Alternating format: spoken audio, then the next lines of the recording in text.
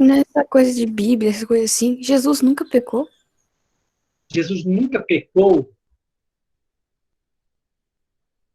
Não, ele foi tentado, né? Se eu não me engano. Ele foi tentado no deserto pelo demônio, etc. Mas ele não. É, e com o pão lá, também com a água e tudo mais. Isso, segundo a Bíblia, não. Pelo menos se fala sobre ele na Bíblia, né? A gente não pode esquecer que a Bíblia é um documento que não foi escrito na época, né? Um documento feito muito tempo depois. Não foi nem escrito pelos apóstolos, foi escrito por alguém que ouviu os apóstolos falando que, né? Alguém que ouviu os apóstolos falando, assim. Então, Os livros dos apóstolos foram os apóstolos que escreveram, mas o Primeiro Testamento não. olha, segundo as pesquisas, Gabriel, Nunca se sabe quem foi escreveu, né? Tipo, é muito ele antigo e não deu tem uma assinatura pra saber. Uma pessoa pode ter inventado toda essa história e até hoje todo mundo acredita. eu até acho que sim, deve ter coisas de verdade ali, óbvio que tem, né? Tanto que a Bíblia é usada como fonte de pesquisa, tá? Para falar sobre os hebreus, por exemplo, é usada como fonte de pesquisa pelos historiadores. Mas, como toda obra, ela tem lá a sua ficção. De fato, não foram eles que escreveram, que os pescadores não sabiam escrever, ok? Não é da época deles. Então, é segundo Mateus, segundo Pedro, o que Pedro falava, o que Mateus falava, não foram eles que escreveram. Tá? Foram pessoas que ouviram falar que alguém que ouviu Pedro falando. Então, entre o que Jesus fez, o que Pedro falou, alguém que ouviu, alguém escreveu o que ouviu, tá, tem um bocado de coisa. Então, assim, mistérios, mas a religião é importante porque a religião é uma questão de fé. É uma questão, eu acredito naquilo porque aquilo me conforta, me faz bem. Não estou aqui negando nenhuma religião, acho que toda religião tem o seu papel importante, porque às vezes dá uma força para a gente num período que a gente não tem essa força, dá um norte, né? Para muitas pessoas a religião dá um norte. Isso é importante para muitas pessoas. Mas também não ter a religião não torna ninguém uma pessoa ruim. Né? Precisa ter uma religião para ser uma pessoa boa. Ser uma pessoa boa porque é uma pessoa boa, não contra a religião. Então, aqui cabe todos os. Como todo mundo cabe nessa história. Né? Eu Bom, não tenho nenhuma religião. Não. às vezes não tem uma religião ou não confessa uma religião específica, mas acredita em Deus. Ou às vezes não acredita nem em Deus, acha que é tudo uma questão biológica apenas, né? Ponto. Tudo biologia. Não tem uma interferência divina, não acredita nisso. Teu. Ou acredita em Deus e participa de uma religião, e as religiões são diferentes mesmo. Acho que as religiões e o papel de Deus tem uma função importante, inclusive comprovada cientificamente, né? A fé tem uma comprovação científica, isso é legal, ó. Um grupo de pessoas com câncer, por exemplo, eles são separados em um grupo que acredita em Deus e um grupo que não acredita. Esse grupo que acredita em Deus, ele tem uma melhora com relação ao tratamento maior do que o outro. Tem uma resposta, a fé ajuda nesse sentido. Claro, porque a fé te mobiliza para fazer aquilo, né? Deus vai me ajudar a me curar, então eu faço todo um movimento para me curar, me ajudo. Então a fé tem um papel importante também no caso de doenças, isso é comprovado cientificamente. Não que exista Deus, mas que a fé em Deus ajuda no tratamento de algumas doenças mais complicadas aí. Isso não sou eu quem está falando, são os dados científicos, né? Quem falam sobre isso. De qualquer forma, isso não tem nada a ver com o que a gente está falando. Mais ou menos, tá? Mais ou menos porque a Igreja Católica, no finalzinho do governo de Dom Pedro II, vai brigar com Dom Pedro II. Okay? O Dom Pedro II lá, ele governou, vocês viram, nós vimos em aula, né? Ele começou a governar com 14 anos. Imagina um menino com a idade de vocês. Vocês estão todos com a webcam desligada, eu vou desligar a minha também. Ou vocês ligam, ou eu desligo a minha.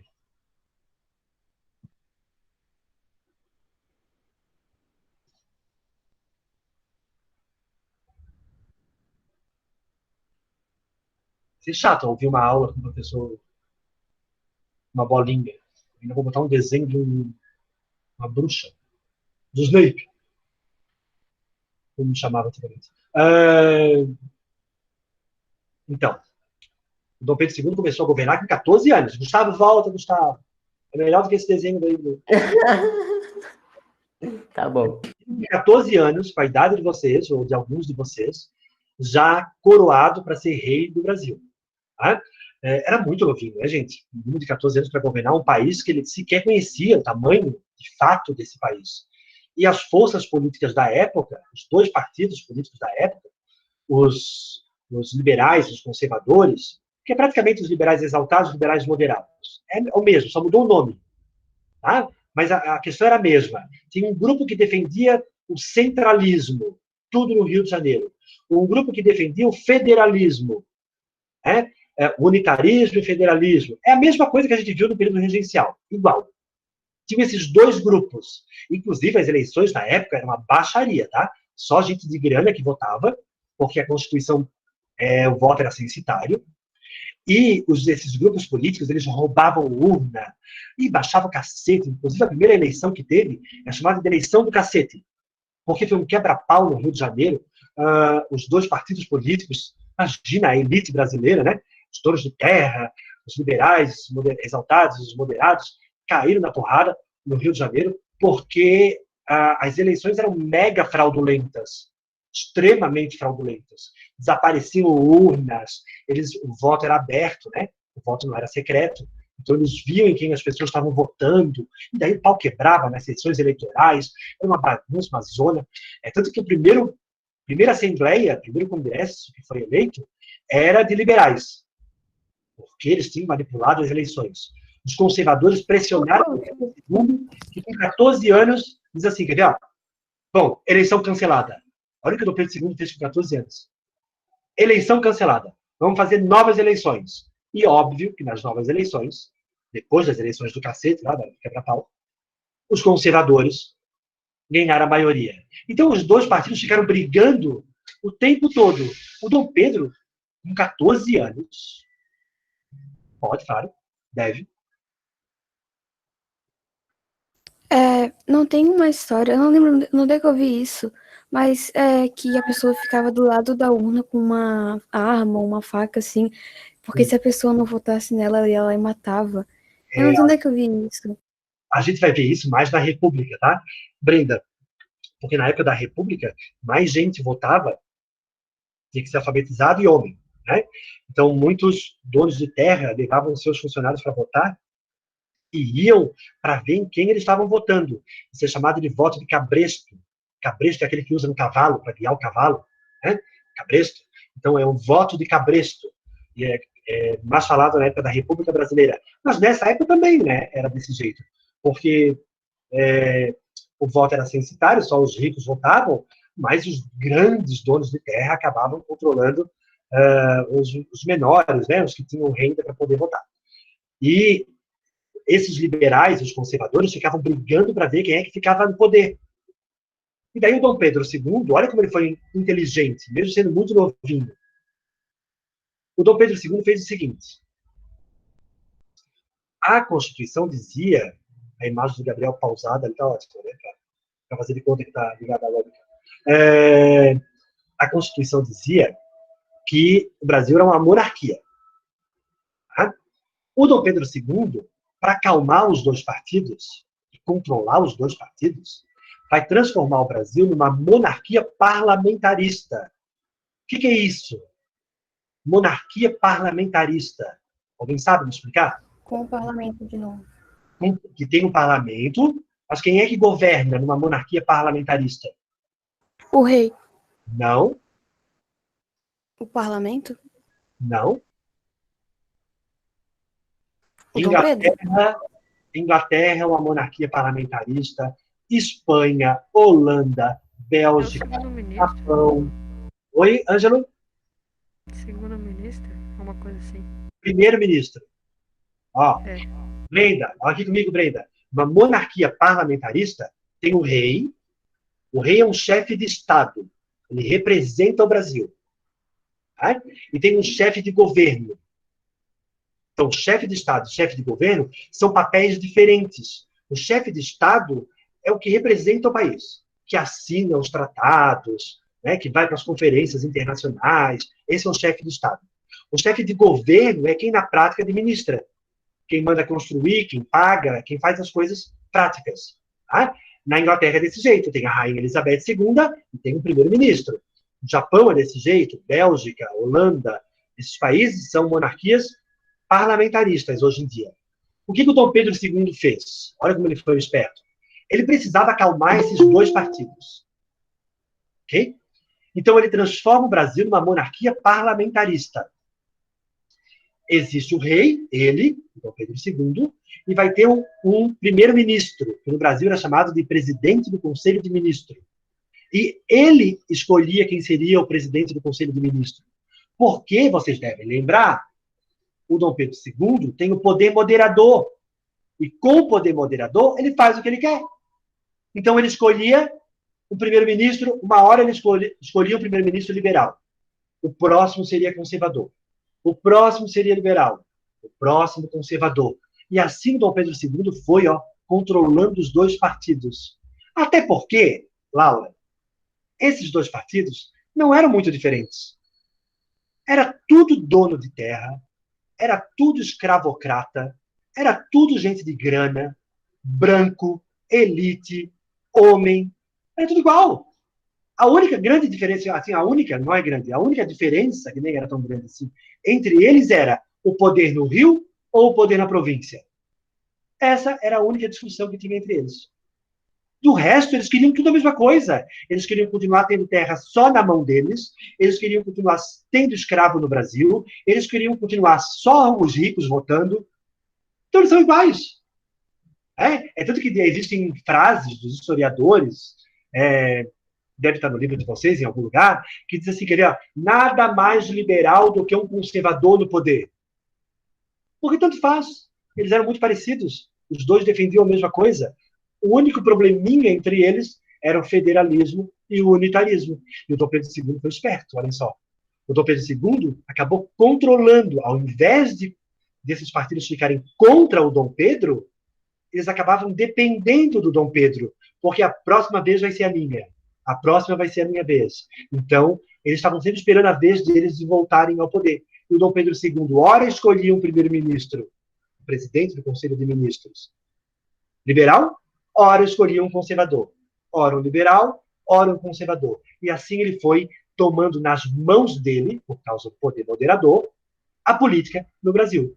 Então, Dom Pedro II não tinha grandes opositores. Isso é interessante a gente pensar. Dom Pedro I tinha, né? O Partido Brasileiro, que não gostava do Dom Pedro I, achava que ele voltaria para Portugal e o Brasil voltaria a ser uma colônia. O Dom Pedro II não tinha grandes opositores. Não é à toa que o governo do Dom Pedro II é tão longo. Olha, em 1840 ele foi coroado. Ele vai governar até 1889. 49 anos do poder. Como explicar uma pessoa governar 49 anos com uma única revolta? A gente acabou de ver o período regencial, em 9 anos de governo, 5 revoltas.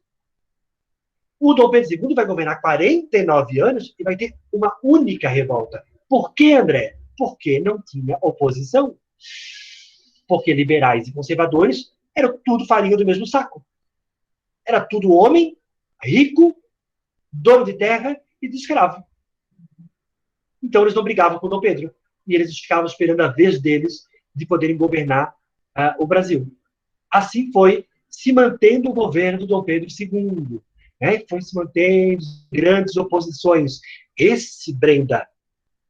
Vocês estão tudo com a web desligada, só a Laura, a Júlia e o Gabriel com a web fixada ainda, tá? É chato dar aula assim. Esse é um dos motivos pelo qual o governo do Dom Pedro II foi tão longo. Porque ele não tinha oposição. Geralmente, os professores perguntam isso, né? Por que durou tanto tempo o governo do Dom Pedro II? Um dos motivos é isso. O fato de não ter uma oposição forte, porque os dois partidos dependiam dele. Um outro motivo é o fato de que, durante o governo do Dom Pedro II, o Brasil começa a plantar O café. Começa o ciclo do café, que gerou muita riqueza no Brasil. O Brasil tinha muita grana nessa época. O Brasil era, e eu acho que ainda é, tá? O maior produtor de café e exportador do mundo. Né? O café brasileiro é famoso até fora do Brasil, tá? Na Europa tem café brasileiro. Até hoje. O café, na verdade, não é do Brasil, não é daqui da América, né? O café foi trazido pelos árabes. Café, inclusive a palavra café é uma palavra árabe, né?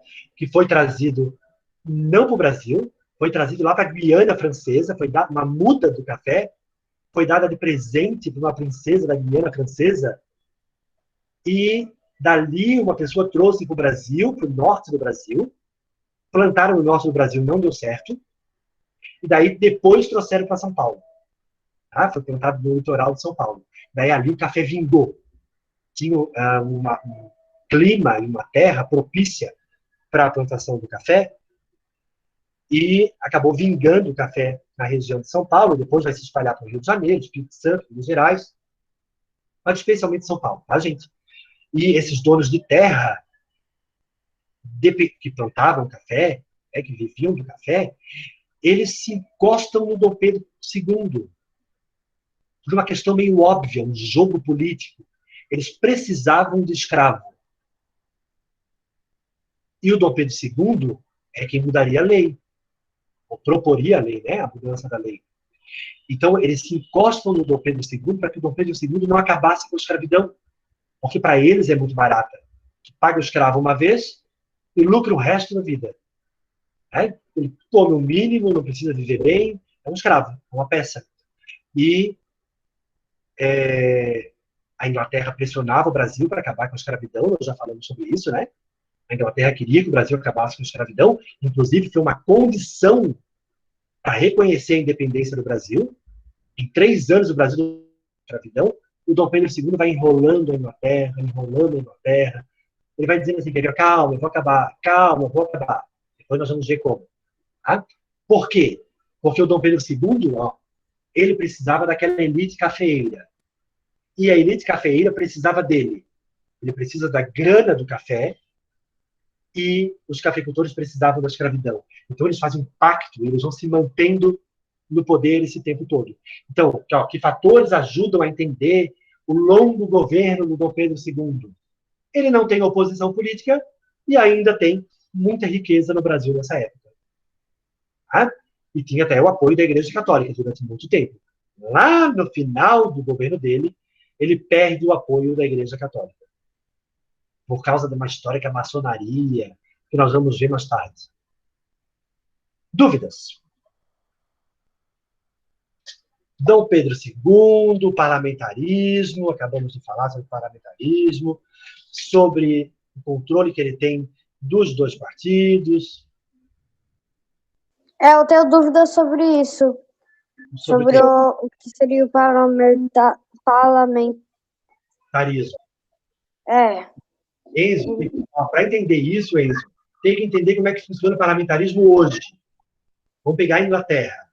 Tá? Vamos pegar a Inglaterra, que é uma monarquia parlamentarista, igual o Brasil lá na época. O povo elege o parlamento na Inglaterra. E o parlamento, a maioria dos políticos que foram eleitos, óbvio, vão escolher o primeiro-ministro.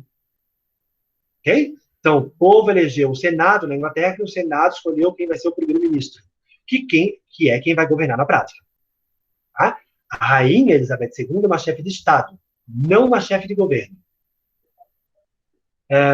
No caso do Brasil, também era assim. O povo que podia votar, que no caso do Brasil era bem menos, né? Era só homem, rico, etc., branco e alfabetizado. Então, esse grupo elegia o Congresso, e o Congresso elegia, teoricamente, elegeria o primeiro-ministro. Só que no caso do Brasil, existia o poder moderador.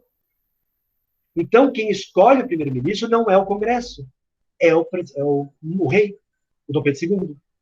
Então, no caso do Brasil, Enzo, inclusive, eu não usei essa expressão, o parlamentarismo no Brasil vai ser chamado de parlamentarismo às avessas. Ao contrário. Avessa é o contrário, né? A mãe fala lá, fulano, tua camisa está do avesso. Então, ao contrário. É virada. No Brasil, o parlamentarismo vai ser o contrário. Porque, ó, teoricamente, o parlamentarismo tira o poder do rei. Olha lá a Inglaterra. Olha o Japão. Ninguém nem sabe que o Japão tem rei. Porque o parlamentarismo tira o poder do rei. No caso do Brasil, o parlamentarismo dava poder para o rei. Porque o rei tem um poder moderador. E com o poder moderador, ele escolhe o primeiro-ministro. Entenderam por que é as avessas no Brasil? Por que é o contrário? Porque ao invés de tirar poder, dá poder para Dom Pedro II. E como ele tinha esse poder, Enzo, ele ia escolhendo ora um liberal, ora um conservador. Ora um liberal, ora um conservador. E assim ele ia controlando os políticos brasileiros, que queriam ter a sua hora. Entendeu? Entendi. Beleza. Alguém tem mais alguma dúvida? Dos que estão prestando atenção na aula?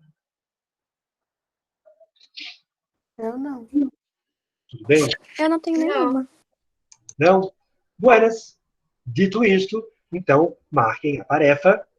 A tarefa tem a ver com esses... uma charge do Dom Pedro II bem boa para vocês interpretarem. Página 203 do livro. Página 203 está falando do controle dos partidos, uma charge que tem ali. Tem que mandar no Classroom? Não. É para a gente corrigir em aula. Como na escola normal, tem que fazer a tarefa. Por favor, peço a gentileza que vocês façam para a gente poder corrigir em aula e fazer sentido. Certo? É bem pequenininha a tarefa, tranquila de fazer. Então já aproveite. Aproveite esse tempo da aula, faltam 10 minutos. Tá? Em 10 minutos vocês conseguem fazer essa tarefa e a gente corrige na sexta-feira. Combinado?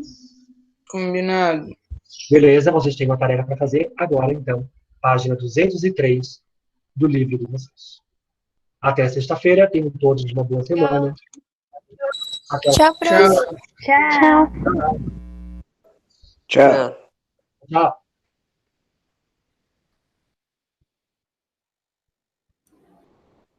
Oi. Oi.